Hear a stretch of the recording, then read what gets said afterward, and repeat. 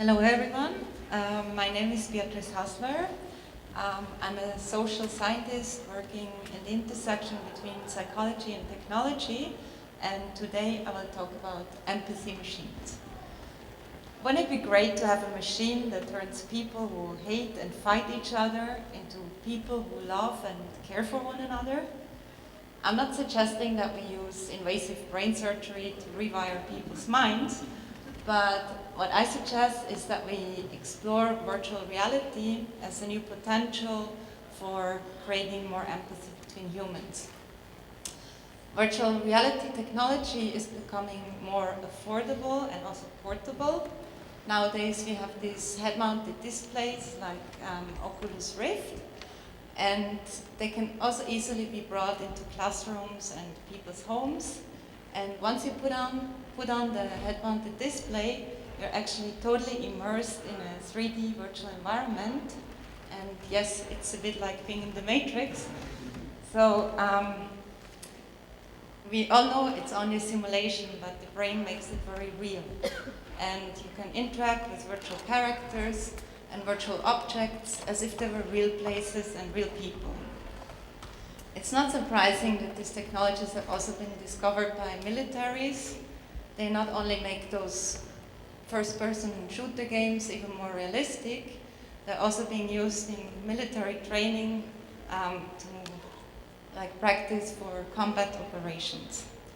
I believe we should also start thinking about more peaceful applications for virtual reality, how to practice, for example, non-violent conflict resolution skills, or as in the example I'm presenting today, how to use virtual reality to create more empathy. And one way to do this is through virtual self-transformations, which is a new form of perspective taking.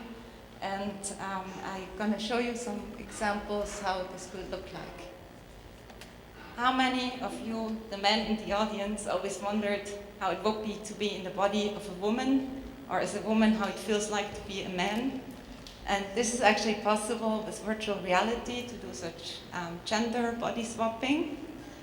And in Barcelona, in the university where I'm currently working, we've developed a similar scenario. It's a virtual reality simulation where we put white people in the body of a black avatar. And when you look down at yourself, or when you see yourself in a virtual mirror, you don't see the physical body anymore, but actually this virtual body that replaces you. And they found that this experience is actually so strong that it really changes racial prejudice, racial bias.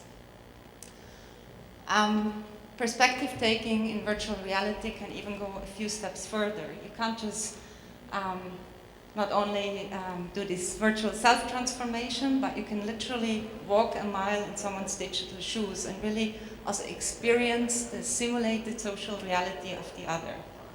And this is particularly interesting also in conflict areas where people don't even know how life looks like on the other side. And when we, for example, don't have the opportunity or motivation to meet the other, what we can do is simply simulate a contact with a virtual outgroup member, for example. And this is what we did in an experiment in Israel. We had this virtual character called Jamil, who represents a Palestinian, and he talked to Jewish Israeli participants about some conflict issues. And while he was talking to the participant, he strategically mimicked the participant's body postures. So like crossing arms and legs. And we know that mimicry is a very fundamental mechanism to create empathy and social bonding between humans. But we showed in this experiment that it even works with a virtual character. So when Jamil, this virtual character, mimicked the participant's body postures, they expressed more empathy towards the Palestinian situation. If you want to know more about this experiment, please go to YouTube and check for virtual peacemakers. You'll find a short movie illustrating this research.